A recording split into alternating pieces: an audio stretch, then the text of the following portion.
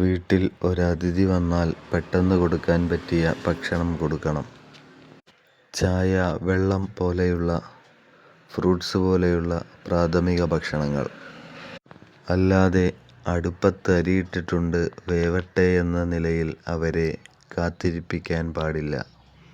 മുഖ്യഭക്ഷണം റെഡിയാവുവോളം അവരെ വെറുതെ ഇരുത്തരുത്. ഈത്തപ്പഴം പോലെയുള്ള ലഘുഭക്ഷണങ്ങൾ വീട്ടിൽ എപ്പോഴും ഉണ്ടാകേണ്ടതാണ്.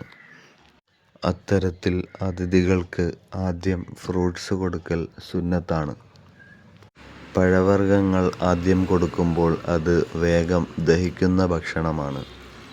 വിശുദ്ധ ഖുർആൻ പറയുന്നുണ്ട്, വഫാക്കിഹത്തിൻ മിമ്മാ യതഖയ്യറൂൻ വലഹ്മി ത്വയ്രിൻ മിമ്മാ യശ്തഹൂൻ.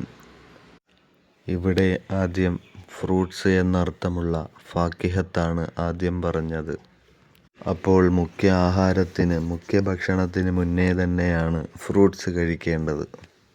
അപ്പോൾ ഈത്തപ്പഴം ഫാക്കിഹത്ത് എന്ന ഗണത്തിൽ ഉൾപ്പെടുന്നു എന്ന് ബഹുമാനപ്പെട്ട ഇമാം ശാഫിഈ റളിയല്ലാഹു അൻഹു പറയുന്നു.